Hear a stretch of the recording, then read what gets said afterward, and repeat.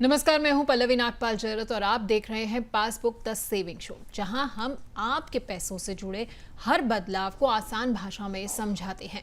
आज का मुद्दा बैंक में जमा आपके पैसों से ही जुड़ा है। हम सभी बैंक में अपनी बचत का पैसा रखते हैं, जिस पर हमें बैंक ब्याज भी देता है। बचत खाते की ब्याज दरें घटकर ऐतिहासिक निचले स्तर पर आ गई हैं। तो क्या आप अपना पैसा सिर्फ सेविंग अकाउंट में रखकर 2.5 से 3% के ब्याज से ही संतुष्ट रहते हैं?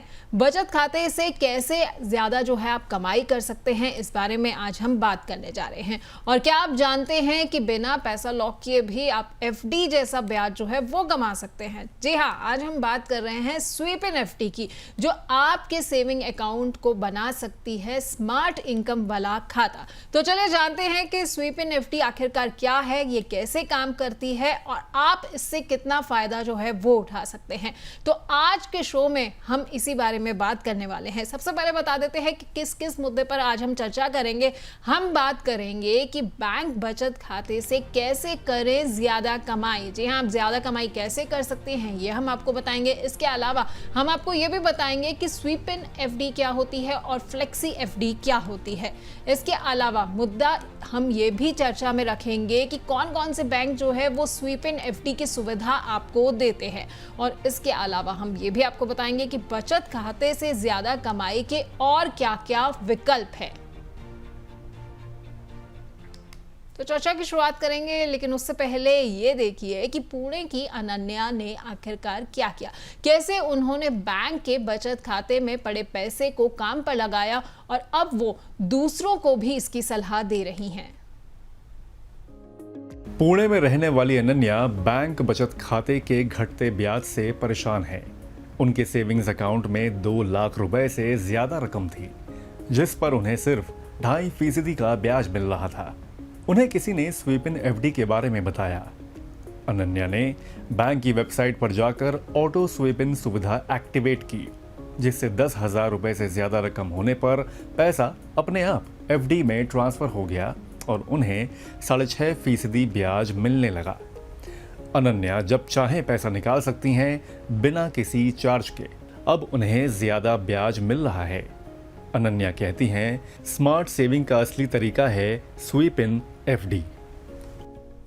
आज के शो में हम आपको स्वीप इन एफडी के बारे में सब कुछ बताने जा रहे हैं। A to Z पूरी आपको जानकारी मिल जाएगी और आपकी जेब और बचत से जुड़े इसी मुद्दे पर चर्चा करने के लिए हमारे साथ खास मेहमान भी जुड़ रहे हैं। हमारे साथ जाने माने टैक्स और इन्वेस्टमेंट एक्सपर्ट बलवंत जैन जुड़ रहे हैं। बलवंत जी, आपको बहुत बहुत स्वागत है। धन्यवाद। सर, सबसे पहले मैं ये जानना चाहूंगी कि बचत खाते की ब्याज दरों में तो कटौती हो गई है, खाता धारकों के लिए ये आप कितना बड़ा झटका देख रहे हैं? इसे आप कितने बड़े झटके के तौर पर देखते हैं? अब देखिए, ऐसा है पल्लवी जी कि ये जो ब्याज 2.5-3% की है जो सेविंग पे है और उस पर टैक्स की मार है, बरोबर है। तो अगर इफेक्टिवली देखा जाए तो जो जैसे मुहावरा बोलते हैं ना, लाख के 12,000 करना मतलब जो आपका पैसा है उसमें से ही आपका पैसा कम हो जाता है। तो जो ये तो क्या है, आपकी जरूरत है बैंक अकाउंट रखना, बाकी आप इंटरेस्ट कमाने के लिए सेविंग बैंक को यूज नहीं कर सकते। बिल्कुल आपने सही कहा है कि इंटरेस्ट कमाने के लिए, ब्याज कमाने के लिए जो है आप सेविंग अकाउंट को अब यूज़ नहीं कर सकते हैं, क्योंकि कहीं ना कहीं ये आपके लिए एक बहुत बड़ा नुकसान साबित हो सकता है। लेकिन अगर बचत खाते में सर ये देखा जाए कि आप बड़ी रकम रखते हैं, तो स्वीप इन एफडी का ऑप्शन जो है वो कितना फ़ायदेमंद साबित हो सकता है? और ये भी मैं समझना चाहूँगी कि स्वीप इन एफडी जो है वो काम कैसे करती, कैसे ये सेविंग अकाउंट से अलग है? देखिए, ऐसा है पल्लवी जी कि ये इसको SVEEP in sweep out FD बोलते हैं। मतलब जो प्रोडक्ट का नाम है SVEEP in sweep out FD है। तो जैसे आप बहुत सारी बैंक ये फैसिलिटी आपको ऑफर करती है, जिसके तहत अगर आपके सेविंग बैंक अकाउंट में या करंट बैंक अकाउंट में प्री स्पेसिफाइड आप स्पेसिफाई कर सकते हैं, उस अमाउंट से ज़्यादा पैसा बैलेंस हो जाता है, तो वो ऑटोमेटिकली एफडी में ट्रांसफर हो जाता है।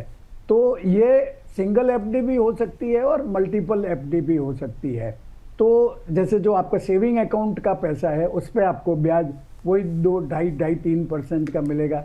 एक बार पैसा आपका सेविंग या करंट अकाउंट में से SVEEP in sweep out FD में चला गया तो वो इफेक्टिवली फिक्स डिपॉजिट हो गई।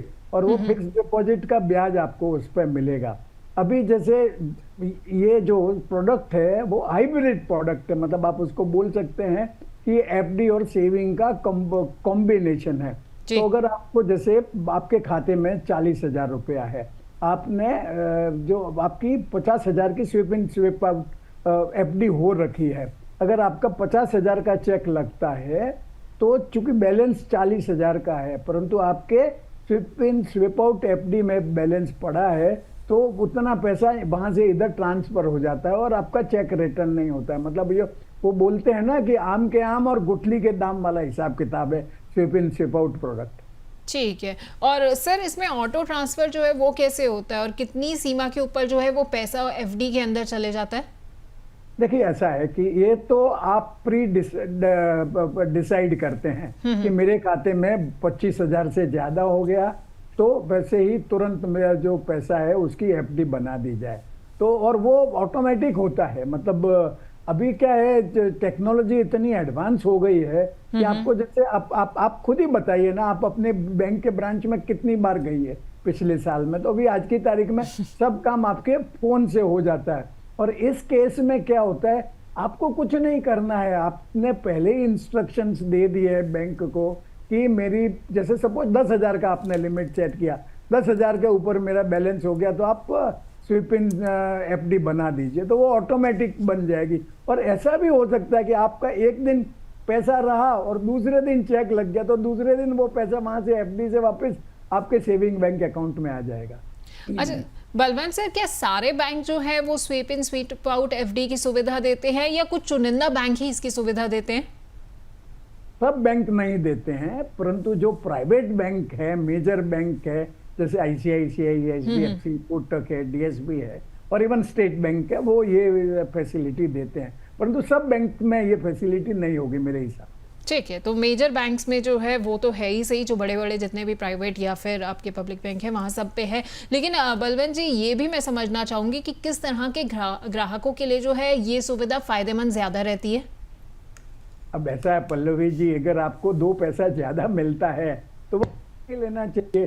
कई लोगों का जैसे में लगती है, आपका सैलरी जैसे 30 को क्रेडिट होता है, ईएमआई की तारीख अगर 25 तारीख है, 25 तारीख है, या और भी जैसे क्रेडिट कार्ड का पेमेंट है वो बाद में होता है, तो उतने दिन तक का आप ब्याज कमा सकते हैं। तो आप वो पैसा अपने स्वीप इन एफडी में जमा कर दीजिए और जब आपका ईएमआई हिट होगी या क्रेडिट कार्ड का पेमेंट करना है, आप बिना क्या बोलते हैं हिचक के पेमेंट कर सकते हैं और उतने दिन आपको एफडी जैसा ब्याज मिलेगा। अगर सेविंग बैंक अकाउंट में आप वो पैसा रहने देते हैं तो जैसे आप बता रहे हैं 2.5% का ब्याज ही मिलेगा, यहाँ पे 6-6.5% के आसपास का, वो डिपेंड करता है, बैंक टू बैंक वेरी करता है कि क्या रेट ऑफ इंटरेस्ट वो ऑफर करती है। और जो मिनिमम अमाउंट भी है वो बैंक भी प्रेस्क्राइब करती है और आपको भी चॉइस मिलती।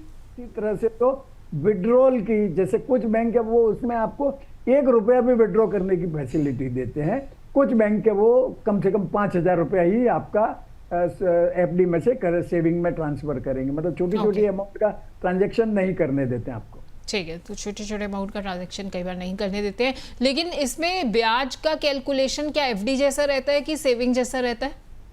नहीं, ऐसा है पल्लवी जी, जो सेविंग में पैसा रह गया आपका उस पर आपको सेविंग जैसा ब्याज मिलेगा। ठीक है। जो पैसा आपका स्वीप आउट एफडी में रहा है, ठीक है, उस पे उसका उस एफडी की रेट से ब्याज मिलेगा। वो डिपेंड करता है कि आपका एफडी कितने टेन्योर का है। मतलब आपको मालूम होगा कि एफडी का जो रेट ऑफ इंटरेस्ट है वो डिपेंड करता है कि कितने टेन्योर का है और कितनी अमाउंट का है।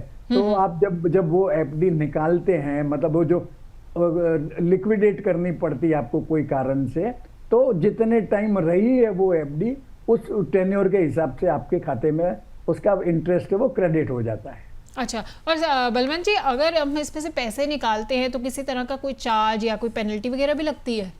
नहीं नहीं नहीं, जैसे आपका एफडी रहता है और एफडी अगर आप तोड़ते हैं तो आपकी पेनल्टी लगती है। मतलब पेनल्टी भी लगती है और अगर लंबे समय का टेन्योर का हो और आप अपने कम समय में निकाल दिया तो आपको कम समय का ब्याज मिलता है। ये स्वीप इन स्वीप आउट में कोई पेनल्टी नहीं है। मतलब आपको जब पैसा चाहिए या रादर आपके सेविंग बैंक अकाउंट को जब पैसे की जरूरत है, वो बैंक अपने आप, बैंक का सिस्टम है, वो अपने आप वहां से एफडी में से ट्रांसफर कर देता है। ठीक है, ठीक है। तो ये तो आपने हमें बहुत अच्छे से जो है सारी जानकारी लगभग दे ही दी है, लेकिन अब हमारे पास कुछ दर्शकों के बलवंत जी सवाल आ गए, तो कुछ सवालों को भी शामिल कर लेते हैं, फिर हम अपनी चर्चा को आगे लेकर चलेंगे। पहला सवाल जो है हमारे पास मेरठ से रीना अग्रवाल का है। ये जानना चाहती है कि क्या स्वीप इन एफडी में पैसे की लिमिट तय कर सकते हैं कि कितने पर एफडी बने? हाँ, मैंने जैसे बता दिया ना कि जैसे बैंक की भी लिमिट रहती है और आप भी अपनी तरफ से जो लिमिट है वो सेट कर सकते हैं कि एक बार मेरा बैंक बैलेंस इससे ज़्यादा हो गया तो जो एक्सेस पैसा है वो SVEEP in sweep out FD में ट्रांसफर हो जाना चाहिए। मतलब ये जो अमाउंट है वो वेरी कर सकती है बैंक टू बैंक, मतलब इसमें कोई स्टैंडर्डाइजेशन नहीं है। ठीक है, कोई स्टैंडर्डाइजेशन नहीं है, अमाउंट टू अमाउंट वेरी जो है वो हो सकता है। अगला सवाल जबलपुर से रवि वर्मा का है। ये जानना चाहते हैं कि स्वीप इन एफडी में अलग से कोई एफडी अकाउंट खोलना होता है या ऑटोमेटिक बनती है? नहीं, ऑटोमेटिक कुछ करना नहीं पड़ता है, बस आपको जो ऑनलाइन लॉगिन करके जो इसकी ऑप्शन है वो एक्टिवेट करनी पड़ती है। अगर आपकी बैंक ऑफर कर रही है तो कहीं कोई ना कोई टैब में, मोस्टली एफडी की, फिक्स डिपॉजिट की टैब पे ये आपको ऑप्शन मिल जाएगी SVEEP in sweep out FD की, और एक बार आपने एक्टिवेट कर दिया तो आपको ऑटोमेटिकली एक्सेस पैसा ट्रांसफर होके एफडी में चला जाएगा और वो एफडी बन जाएगी। ठीक है, और एक और सवाल ले लेते, पटना से पूनम सिंह का है। ये जानना चाहती है कि ब्याज जो होता है वो सालाना मिलता है या फिर महीने में मिल सकता है? देखिए, एफडी पूरी लिक्विडेट हो जाती है तो लिक्विडेट होने के साथ ही आपके खाते में पैसा ट्रांसफर हो जाएगा। अगर आपकी एफडी जमा ही रह गई, मतलब आपको जरूरत ही नहीं पड़ी वो पैसा निकालने की, तो उस आपका एक्रू हो जाता है इंटरेस्ट, उसके लिए आप बैंक से सर्टिफिकेट भी ले सकते हैं। मतलब अगर लिक्विडेट हो गई तो आपके खाते में इंटरेस्ट जमा हो जाएगा, और लिक्विडेट नहीं हुई है तो वहां बैंक की एफडी में एक्रू होगा इंटरेस्ट हो। ठीक है, ठीक है। खैर, अगर आप भी अपने सवाल जो है वो स्वीप इन एफडी से जुड़े हुए बलवंत जी से पूछना चाहते हैं तो मैं आपको तरीका बता देती हूँ। बहुत ही सिंपल सा तरीका है। आपको क्या करना है, अपने सवाल हमें व्हाट्सएप के जरिए भेजना है। व्हाट्सएप मैसेज में सबसे पहले आप टाइप करिए पास, PASS, और उसके बाद एक स्पेस देकर अपना सवाल टाइप करके हमें भेज दीजिए 9354027995 पर। इसके अलावा आप हमें एक्स, फेसबुक और यूट्यूब के जरिए जो है अपने सवाल भेज सकते हैं। यूट्यूब में हमारे शो के लिंक के नीचे जो कमेंट सेक्शन है वहां पर जाकर आप अपने सवाल टाइप कर सकते हैं और हमें अपने सवाल भेज सकते हैं।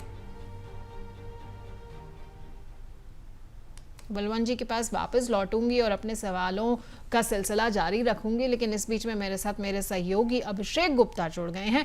अभिषेक के पास फिलहाल चलते हैं और जानते हैं कि किस बैंक के बचत खाते पर कितना ब्याज मिल रहा है। Thank you Pallavi. Savings account में एक तरह से अगर देखा जाए तो सभी का सेविंग्स अकाउंट होता है, लेकिन एक तरह से उसमें जो इंटरेस्ट होता है वो काफ़ी कम होता है, और अगर एक्स्ट्रा पैसा अगर आपका सेविंग्स अकाउंट में पड़ा हुआ है तो बेहतर यह है कि आप स्वीप इन एफडी का ऑप्शन चुनें, क्योंकि उसमें एक तरह से जो आपका सेविंग्स अकाउंट है उससे काफ़ी बेहतर रिटर्न, काफ़ी बेहतर जो ब्याज होता है वो एक तरह से इसमें मिलता है। अगर सेविंग्स अकाउंट की अगर कुछ बैंक्स की अगर बात करें, उसके ब्याज की अगर बात करें, तो आप स्क्रीन पर हम लोग आपको बताते हैं कि कैसे कैसे कौन कौन से बैंक हैं जो आपको ब्याज दे रहे हैं। जैसे कि SBI की अगर बात करें तो 2.5% का सिर्फ ब्याज दे रहा है, बैंक ऑफ इंडिया भी 2.5% का, ICICI बैंक भी अगर देखा जाए तो फिर सिर्फ 2.5% का ब्याज ये दे रहा है। HDFC जो बैंक है वो भी आपको 2.5% का ब्याज दे रहा है। उसके बाद येस बैंक की अगर बात करें तो 3%, इंडसइंड बैंक की बात करें तो 3%, और IDFC बैंक की बात करें तो 3%। तो ये कुछ बड़े प्राइवेट और PSU बैंक हैं जो कि सेविंग्स अकाउंट पर इतने फीसदी का ब्याज दे रहे हैं। तो इससे बेटर ये है कि FD पर आप एक तरह से स्वीप इन एफडी का ऑप्शन चुन सकते हैं। उसमें जो ब्याज जो मिलता है मोस्टली वो 5 से 7%, 8% के आसपास मिलता है, और इसमें एक तरह से आपको कोई अलग से अकाउंट भी खोलने की जरूरत नहीं पड़ती है। आप सिंपली स्वीप इन एफडी का ऑप्शन जब चुनते हैं तो उसमें ऑटोमेटिकली एक कैपिंग आप लगाते हैं सेविंग्स अकाउंट में, और जो ऊपर का जो पैसा होता है वो ऑटोमेटिकली इसमें एक तरह से शिफ्ट हो जाता है। तो ये काम कैसे करता है स्वीप इन एफडी का, तो वो भी हम आपको समझाने की कोशिश करते हैं। तो मान लीजिए कि स्वीप इन एफडी के लिए जो न्यूनतम राशि है वो 10,000 रुपये की है। अब खाते में आपका जो पैसा जो जमा है वो 75,000 रुपये है, और स्वीप इन एफडी में जमा राशि 65,000 रुपये होगी। मतलब कि एक तरह से आपने 10,000 रुपये की कैपिंग लगा दी है, यानी कि 10,000 रुपये के जो ऊपर अमाउंट जाएगा वो एक तरह से स्वीप इन एफडी में शिफ्ट हो जाएगा। जो 65,000 रुपये जैसे कि आप देख सकते हैं जो स्वीप इन एफडी में जैसे शिफ्ट होते हैं। विड्रॉल की अगर बात करें तो मान लीजिए कि आपने यहाँ पर 20,000 रुपये विड्रॉ किए, तो खाते में जो शेष राशि रहेगी वो 55,000 रुपये रहेगी, यानी कि 75,000 माइनस 20,000 जो कि इक्वल टू 55,000 रुपये आपका एक तरह से खाते में रहेगा, यानी कि स्वीप इन एफडी में जो कमी आ जाएगी वो 20,000 रुपये की आ जाएगी। ऐसे ही आप एक तरह से अपनी एक कैपिंग इसमें लगा सकते हैं और उसके हिसाब से आप स्वीप इन एफडी का फ़ायदा उठा सकते हैं, जिससे कि आपको एफडी का फिक्स डिपॉजिट का जो इंटरेस्ट होता है वो सेविंग्स अकाउंट से बेहतर ही होता है, यानी कि आप उसका एक तरह से बेहतर इंटरेस्ट रेट इसमें पा सकते हैं। Over to you Pallavi. बहुत बहुत शुक्रिया अभिषेक इस तमाम जानकारी के लिए। आपने बड़े अच्छे से जो है सारा हमें डेटा समझा दिया और किस तरह से स्वीप इन एफडी काम करती है ये भी समझा दिया है। देखिए हम जो है स्वीप इन एफडी की बात क्यों कर रहे हैं, क्यों हम कह रहे हैं कि सेविंग से बेहतर ये आपके लिए विकल्प साबित हो सकता है। अगर आप देखिए, एक मैं छोटा सा एग्जाम्पल लेना चाहती हूँ यहाँ पे। अगर कोई चीज़ आज आपको 100 रुपये की मिल रही है तो अगले साल वो चीज़ आपको लगभग 107-108 रुपये की मिलेगी, क्योंकि 7 से 8% का इन्फ्लेशन जो है वो भारत में है। लेकिन आप देखिए, अगर आप सेविंग अकाउंट में अपना पैसा रखेंगे तो वो 100 रुपया जो है आपका कितना बन जाएगा, 2.5 से 3% का ब्याज है, वो बन जाएगा 103 रुपए के आसपास। यानी कि कहीं ना कहीं जो चीज़ आपको अगले साल 107 रुपए की मिलनी थी, लेकिन आपके पास पैसे कितने 103, तो आपने नेगेटिव में जा रहे हैं। तो इसलिए आज हम स्वीप इन एफडी की बात कर रहे हैं, ताकि हम आपको ये बता सके कि कैसे आप बेहतर ब्याज जो है वो कमा सकते हैं। और ब्याज बेहतर कमाना इसलिए भी आपके लिए ज़रूरी है क्योंकि हम सबको एक ही काम करना है, हमें इन्फ्लेशन को बीट करना है। और इस काम को करने में आज हमें जो है बलवंत जैन जी मदद भी कर रहे हैं। Balwant sir, saving, normal FD, sweep in FD, तीनों में से सबसे ज़्यादा जो है वो बेहतर क्या रहता है, समझदारी भरा कदम किसके साथ रहेगा? देखिए पल्लवी, ऐसा है कि सेविंग में पैसा रखने का तो मतलब नहीं है, क्योंकि उसमें 2.5-3% का ब्याज मिलता है। बिल्कुल। एफडी कराने में क्या है, एफडी में लिक्विडिटी नहीं है। मतलब अगर आपने 50,000 का एफडी किया है और अगर आपको 5,000 की जरूरत पड़ गई तो आप वो 5,000 अलग से नहीं पार्ट में नहीं निकाल सकते, आपको पूरा का पूरा एफडी लिक्विडेट करना पड़ेगा। और जो तीसरा प्रोडक्ट है वो SVEEP in sweep out FD है। वो उसमें आप सेविंग में जितना एक्सेस पैसा है वो जब भी चाहे वो उधर आपका एफडी में ट्रांसफर हो जाएगा, और जब जरूरत पड़ गई आपके saving bank account, current bank account को, तो वहां से ऑटोमेटिकली ट्रांसफर हो जाता है। तो ऑब्वियसली जो saving account with sweep in sweep out combination combo का जो ऑप्शन है वो एकदम बढ़िया है। ठीक है, तो बेस्ट जो है इनमें सेविंग प्लस आप स्वीप इन एफडी का जो ऑप्शन है वो ले लेंगे तो आपके लिए बेहतर रहेगा। Balwant sir, SVEEP in FD के लिए क्या ये ज़रूरी है कि हमें ऑनलाइन बैंकिंग का इस्तेमाल करना है, या जो व्यक्ति नहीं बहुत ज़्यादा टेक फ्रेंडली है वो ब्रांच में भी जाकर कर सकते हैं इसका इस्तेमाल? देखिए ऐसा है कि आजकल लोग बैंक की ब्रांच में जाना अवॉइड करते हैं। अगर आप टैक्स सेविंग नहीं है तो आप बैंक में जाके भी जो फॉर्म होगा, पर्टिकुलर फॉर्म, वो फॉर्म भर के अपनी जो SVEEP in sweep out FD का जो सिस्टम है वो एक्टिवेट कर सकते हैं। ठीक है। और सर, नॉर्मल अगर मैं एफडीज की बात करूं तो सीनियर सिटीजन्स को वहां पर जो है ब्याज थोड़ा ज्यादा मिलता है, अतिरिक्त मिलता है, तो क्या इसमें भी ऐसा ही होता है? देखिए ऐसा है, एफडी भले आप फिजिकल जाके कराए या वो एफडी कराए, ये जो स्वीप इन स्वीप आउट वाली एफडी है वो भी एफडी ही है। और अगर आप सीनियर सिटीजन है तो मेरे हिसाब से आपको वो सीनियर सिटीजन का हायर रेट ऑफ इंटरेस्ट मिलना चाहिए। ठीक है, तो क्योंकि आपका बैंक का प्रोफाइल में ही आप सीनियर सिटीजन बताए गए हैं, तो आपके नाम से जो भी एफडी होगी उस पर आपको ज्यादा ब्याज मिलना ही चाहिए, मिलता ही होगा। ठीक है, तो कहीं ना कहीं सीनियर सिटीजन्स के लिए जो है और ज़्यादा फायदेमंद जो है ये साबित हो सकती है SVEEP in sweep out FD. और बड़ी संख्या में लोग जो हैं वो इमरजेंसी फंड की रकम जो है वो बचत खाते में रखते हैं। तो इस रकम पर अगर कमाई के हम और कोई विकल्प देखें तो क्या क्या हो सकते हैं सर? देखिए पल्लवी, ऐसा है कि सेविंग बैंक अकाउंट में तो पैसा रखने का तुक नहीं है। आपके पास में जो इमरजेंसी फंड है वो रखने का दो ऑप्शन है, एक तो SVEEP in sweep out FD है, प्रॉपर एफडी भी है, या दूसरा लिक्विड फंड है। तो जैसे इमरजेंसी फंड की जरूरत तो रोज नहीं पड़ती है, तो चाहे तो आप वो पैसा आप लिक्विड फंड में भी रख सकते हैं। पर जैसे मैंने बताया कि आपके पास 20-25 दिन के लिए पैसा है, आपका ईएमआई हिट होता है, क्रेडिट कार्ड का पेमेंट आता है, उसके लिए आप स्वीप इन स्वीप आउट कर सकते हैं। क्योंकि आपने अगर लिक्विड फंड का ऑप्शन लिया है तो ये प्रोसेस ऑटोमेट नहीं होता है लिक्विड फंड के केस में। तो आपका जब ईएमआई हिट होने वाला है उसी समय बैंक में बैलेंस होना भी जरूरी है। तो SVEEP in sweep out FD का सेविंग के साथ जो कॉम्बो है वो इंश्योर करता है कि आपकी ईएमआई वगैरह रिटर्न नहीं हुए। अभी आप समझे कि मैं लिक्विड में पैसा रखूंगा और एक दिन पहले ट्रांसफर कर दूंगा, परंतु हो सकता है आप भूल भी जाएं, मतलब ये बिल्कुल। तो भूलना मानव का स्वभाव है। तो ऐसे केसेज में आप अपना जो पैसा है वो स्विप इन स्विप आउट में रखिए, पर जो इमरजेंसी फंड, जो नॉर्मली नौकरी छूटने की कंटिंजेंसी या मेडिकल सिचुएशन वगैरह के लिए जो पैसा होता है, वो चाहे तो आप लिक्विड फंड में भी रख सकते हैं। ठीक है, तो लिक्विड फंड में आप रख सकते हैं, लेकिन जिस तरीके के बलवंत सर ने बताया कि आपको इन चीज़ों का ख्याल रखना है कि अगर आपकी कोई ईएमआई कटनी है या फिर आपने क्रेडिट कार्ड का बिल वगैरह देना है, तो उसके लिए कहीं ना कहीं लिक्विड फंड में जब आप पैसा रखते हैं तो ट्रांसफ़र करना भूल सकते हैं। इसलिए बेहतर रहता है ऐसे केसेस में कि SVEEP in sweep out FD का आप इस्तेमाल करें। खैर बलवंत सर, हमारे पास कुछ हमारे और दर्शकों के भी सवाल आ गए हैं, तो हम कुछ सवालों को शामिल कर लेते हैं। भोपाल से अमन पांडे का सवाल है, ये कह रहे हैं कि क्या एक से ज़्यादा स्वीप इन एफडी अकाउंट जो है वो बना सकते हैं? वो Pallavi bank to bank depend करता है। मतलब जैसे मेरा कोटक बैंक में अकाउंट था, तो जैसे ही पैसा ज्यादा होता था एक एफडी बन जाती थी, फिर दूसरी बन जाती थी, तीसरी बन जाती थी, पर कई केसेज में एक ही एफडी रहती है।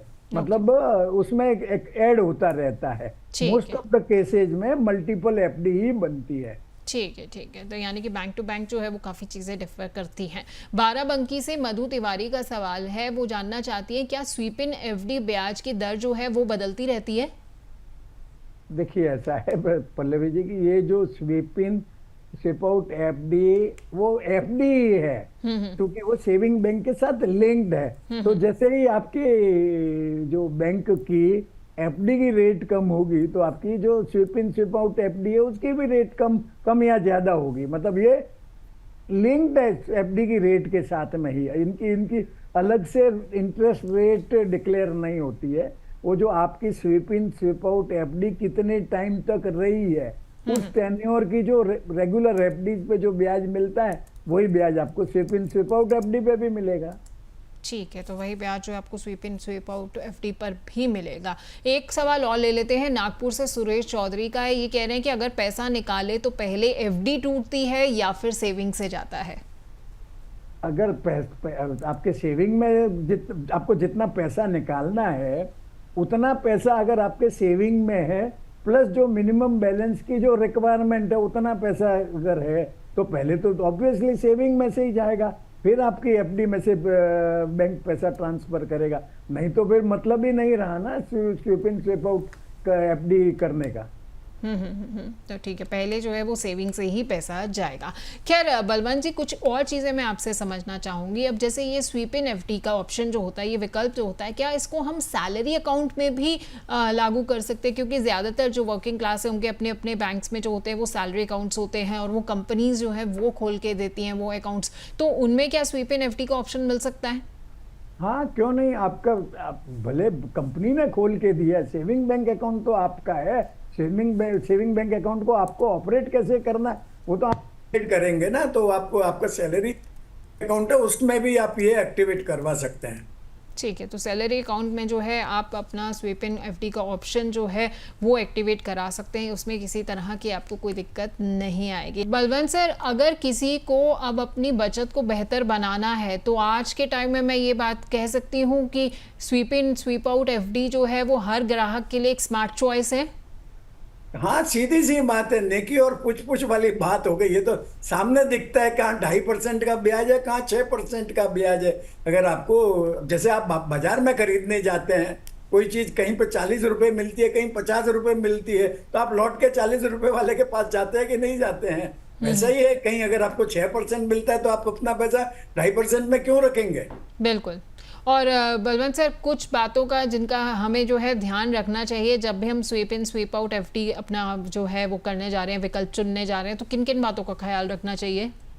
मेरे हिसाब से तो एक जो टैक्स का जो फर्क है, जो नॉन सीनियर सिटीजन है उनको पुरानी टैक्स व्यवस्था में ATTTA का बेनिफिट मिलता है, सेविंग बैंक के इंटरेस्ट का, जो एफडी पे नहीं मिलता है। परंतु यह सीनियर सिटीजन के लिए एप्लीकेबल नहीं है, क्योंकि सीनियर सिटीजन को ATTB में डिडक्शन मिलता है, वो बोले सेविंग का इंटरेस्ट हो या आपका फिक्स डिपॉजिट का इंटरेस्ट हो, दोनों केसेज में डिडक्शन मिलता है। इसके अलावा तो मेरे हिसाब से और कुछ देखने की, क्योंकि ये तो फायदे का ही सौदा है, उसमें कोई नुकसान वाली बात तो है नहीं कि इसका कोई साइड इफेक्ट होने वाला है। परंतु जो आपकी जो अमाउंट है वो थोड़ी रीजनेबली हाई रखिए। मतलब एकदम जैसे अगर 10,000 रखेंगे तो क्या होगा कि बहुत frequent SVEEP in sweep out होता रहेगा। और उस सिचुएशन में क्या होता है पल्लवी जी, जब आप रिकंसाइल करने बैठते हैं कि मेरा कितना पैसा सेविंग में से स्वीप इन एफडी में गया और वहां से कितना वापस आ गया, तब आपको लगेगा कि ये तो ब्याज से है ना ज्यादा मेहनत पड़ गई मेरे को ये रिकंसाइल करने में कि मेरा अभी एफडी में बैलेंस कितना रह गया है। ठीक है। और बलवंत सर, आखिर में मैं एक दो चीज़ें और समझना चाहूँगी। जैसे हम SVEEP in sweep out FD की तो बात कर रहे हैं, लेकिन इसके अलावा और भी कुछ बैंक में इस तरह के विकल्प हैं जिसमें हम सेविंग अकाउंट से बेहतर जो है वो ज़्यादा ब्याज कमा सकते हैं, जैसे एफडी लेडरिंग हो गया या फिर कॉर्पोरेट एफडी हो गया। क्या उनमें हमें बेहतर मिलता है ब्याज? वो डिपेंड करता है आपका रिस्क प्रोफाइल क्या है, आपका टाइम टेन्योर कितना है। नॉर्मली जो सेविंग बैंक में जो पैसा रहता है वो कम समय की जरूरत का पैसा ही रहता है। अगर आपको 5-10 साल तक पैसे की जरूरत नहीं है तो वो नॉर्मली आप सेविंग बैंक अकाउंट में नहीं रखेंगे।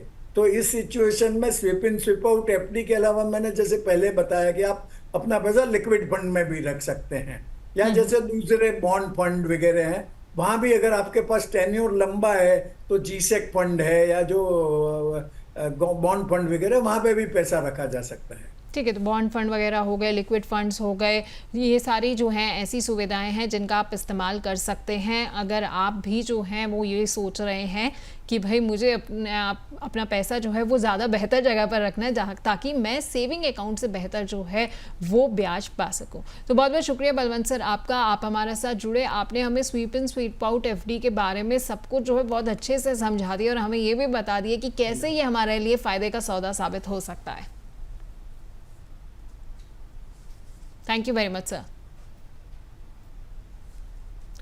तो देखा आपने कि SVEEP in sweep out FD जो है वो आपके लिए कैसे फ़ायदे का सौदा साबित हो सकता है। मैंने आपको एक बात कही थी, उस बात को मैं एक बार फिर से दोहराना चाहती हूँ। देखिए, जब भी हम अपना पैसा कहीं पर भी निवेश करते हैं, कहीं पर भी रख रहे हैं, तो हमारा नज़रिया क्या होता है? बेहतर से बेहतर रिटर्न हासिल करने का। हमें ये रिटर्न क्यों चाहिए? क्योंकि हम जो है वो इन्फ्लेशन को बीट करना चाहते हैं। मैंने आपको एक एग्जाम्पल दिया था कि आज जो चीज़ आपको 100 रुपये की मिल रही है वो आज से 1 साल बाद, चूंकि इन्फ्लेशन 7 से 8% का है, वो लगभग 107 रुपए की मिलेगी।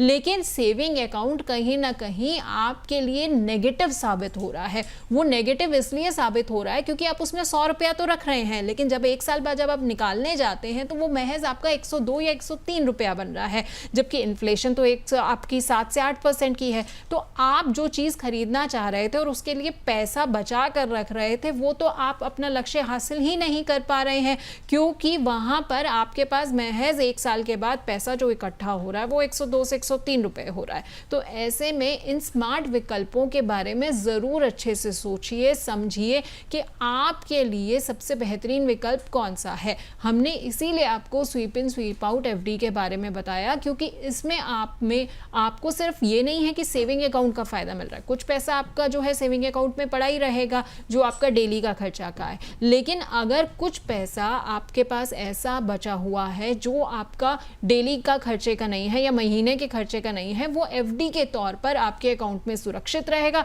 आपको एफडी का फायदा भी देता रहेगा। तो आपने आज देखा कि कैसे सिर्फ सेविंग अकाउंट में पैसा रखकर हम अपनी मेहनत की कमाई पर कम ब्याज पा रहे थे, लेकिन SVEEP in sweep out FD जैसे स्मार्ट ऑप्शन जो है वो हमें बिना रिस्क उठाए बेहतर रिटर्न दे सकते हैं।